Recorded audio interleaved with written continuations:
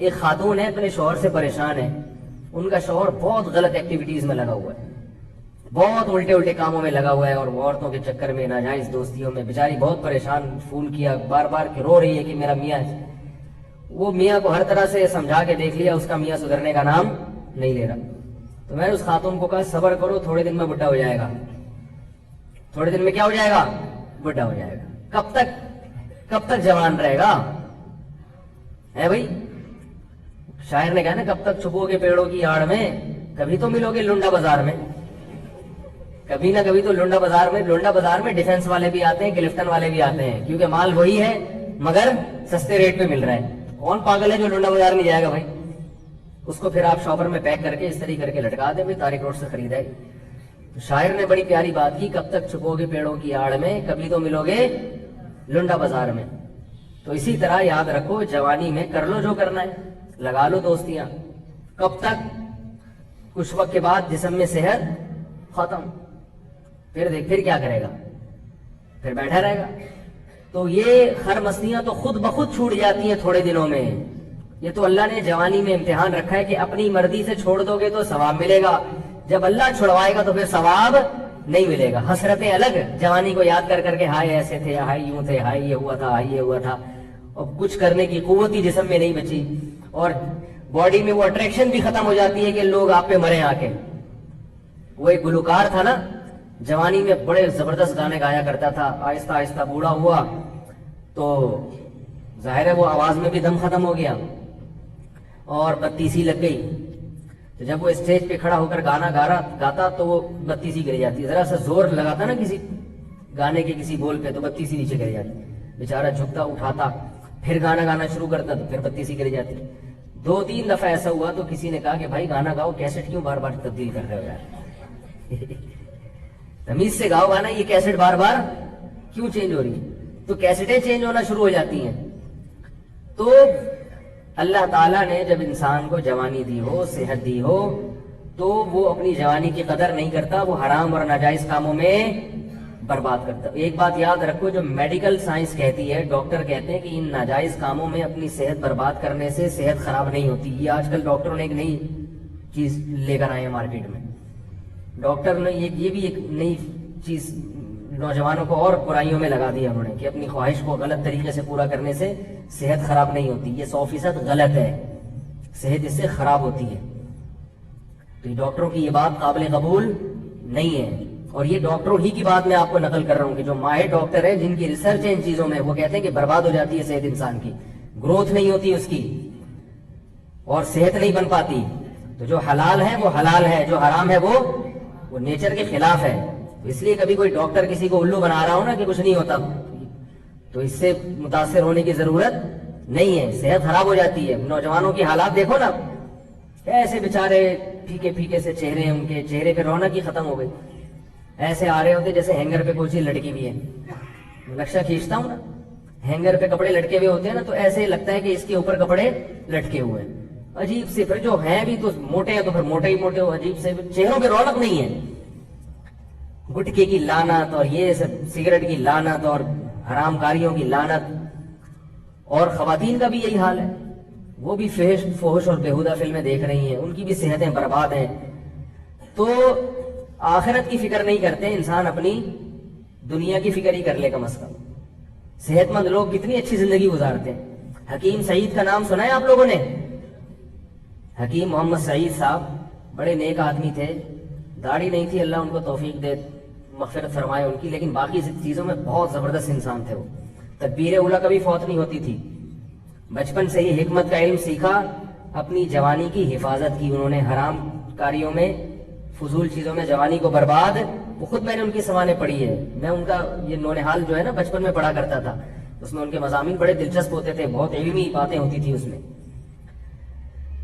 تو اپنی صحت کا خیال کیا انہوں نے, آخرت کا بھی دنیا کا بھی. علماء سے ان کے بڑے اچھے تعلقات تھے. دارالعلوم کرنگی کا پورا سسٹم جو پیسوں کا نظام ہے وہ آڈٹ کر کے وہ دیا کرتے تھے. کتنی زبردست صحت, کتنی خوش و خرم زندگی گزاری انہوں نے. 70 سال کی عمر میں جب ان کو شہید کیا گیا ہے, تو اس وقت ان کا روز کا معمول تھا 2 گھنٹے بیڈمنٹن کھیلنے کا. 70 سال میں کوئی بیڈمنٹن کھیل سکتا ہے 2 گھنٹے؟ बैडमिंटन वो नहीं जो शटल कॉक से खेला जाता है, वो तो लेडीज भी खेल सकती हैं। वो जो बड़े वाले रैकेट से नहीं खेला जाता, टेनिस कहते हैं उसको। एक तो टेबल टेनिस होता है ना। अच्छा, बैडमिंटन तो और चीज है। सॉरी, मैंने तो अरसा हो गया खेले हुए। तो हम भी बचपन में खेलते थे, लेकिन जब से मौलवी बने तो हमने भी छोड़ दिया।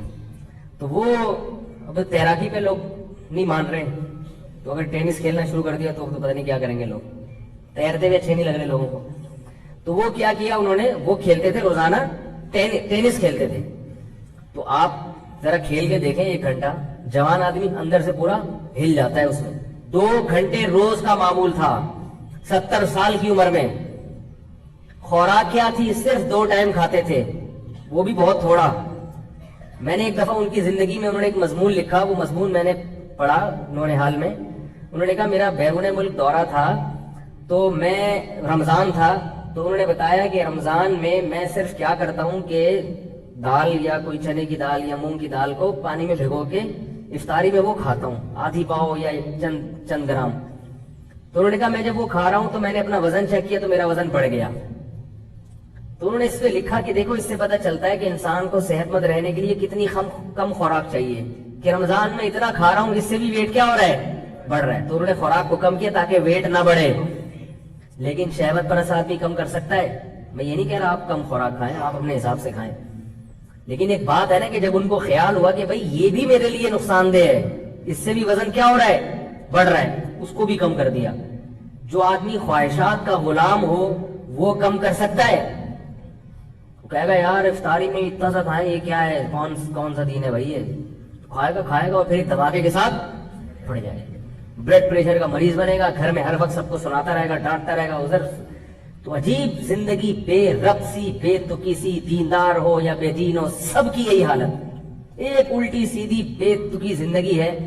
सहाबा किराम की जिंदगी देखें, कैसी खूबसूरत जिंदगी थी उनकी, कितनी अच्छी सेहतें थी। एक बादशाह ने रसूलुल्लाह सल्लल्लाहु अलैहि वसल्लम के पास एक हकीम भेजा, गिफ्ट के तौर पे, तोहफे के तौर पर। एक डॉक्टर भेजा उस जमाने का कि ये फ्री में इलाज करेगा, किसका, सहाबा का। हमारे महल्ले में कोई डॉक्टर आ जाए, खुशी से सारे बेहोश हो जाते हैं कि यार डॉक्टर फ्री में इलाज कर रहे हैं। कैंप लग जाता है, उसके पास लंबी लाइन लग जाती है। तो उसका भी यही ख्याल था बादशाह का, गालिबन निजाशी था या कोई और बादशाह था, मुझे नाम याद नहीं अभी उसका ज़हन में। तो उसने गिफ्ट भेजा एक तबीब कि हमारे यहाँ का मायानास तबीब है, उस जमाने में डॉक्टर तबीब हुआ करते थे, यूनानी थे, तो ये इलाज करेगा। उसका ख्याल था ये बड़े खुश होंगे। तो वो सारा दिन बैठ के मक्खियां मारता रहता था, वो तबीब जो था ना, सारा दिन बैठ के क्या करता रहता था, बीमारी नहीं होता था कोई, बहुत कम केसेस आते थे बीमारी। तो उसने तज्जिया किया कि क्या वजह है कि बीमारी नहीं होते ये लोग। तो उसकी रिपोर्ट जो उसने पेश की ना, जैसे रिपोर्ट नहीं पेश करते डॉक्टर लोग, रिपोर्ट पेश की। रिपोर्ट में ये कि ये लोग जब तक सख्त भूख न लगे खाते नहीं है, जब तक शदीद इनको, ये नहीं कि हमारी तरह कोई समोसा आ गया तो उठा के मुंह में डाल लिया, चलो चलते फिरते ये रोल भी उठा के खा लो, चलो यार अब खाना तो खा लिया है मैंने, लेकिन अब ये इतने इखलास से कह रहे हैं तो चलो दोबारा से खा लो, ठीक है ना। तो उसने कहा कि इनको जब तक शदीद भूख नहीं लगती ये खाते नहीं है, और थोड़ी सी भूख बाकी होती है खाना छोड़ देते हैं। अभी भूख थोड़ी सी बाकी होती है, ये खाना छोड़ देते हैं। क्योंकि रसूलुल्लाह सल्लल्लाहु अलैहि वसल्लम ने इरशाद फरमाया, मोमिन शहवत परस्त नहीं होता। हदीस में आता है कि एक शख्स रसूलुल्लाह सल्लल्लाहु अलैहि वसल्लम की खिदमत में आया, गैर मुस्लिम था, काफिर था। आपने उसको दूध का प्याला पेश किया इकराम के तौर पर, उसने दूध पिया, आपने फरमाया और, उसने कहा और, आपने दूसरा प्याला पेश किया, 7 प्याले पी गया दूध के। वो कितने प्याले आपने और पेश किया, उसने फरमाया बस शबीअतु, सैर हो गया मैं। फिर अल्लाह ने उसको तौफीक दी, कलमा पढ़ा, इस्लाम कबूल किया उसने। अगले दिन दोबारा आया, आप सल्लल्लाहु अलैहि वसल्लम ने दूध का प्याला पेश किया, भूखा था, उसने दूध पिया, 1 प्याला पी गया, आपने फरमाया दूसरा, फरमाया कद शबीअतु, बस सैर हो गया। हालांकि उसने ये बयान नहीं सुना नबी का कि मोमिन क्या करता है, कम खाता है, ये सुना उसने नहीं सुना। ईमान की बरकत के खुद ब खुद ख्वाहिशात नफसानिया में قناعت پیدا ہوگی. بس ایک پیالہ جب ہے پیٹ کیا ٹھوستے چلے جاؤ کیونکہ جو شہوت پرست آدمی ہے نا تو وہ تو مزوں کے لیے کھاتا ہے, بس کھاتے رہو چھٹکانے لیتے رہو. مومن کھاتا ہے وہ بھی لذت کی چیزیں کھاتا ہے, مگر کھاتا کس سے؟ اعتدال سے. بھائی کل دوبارہ کھا لیں گے, کیا خیال ہے؟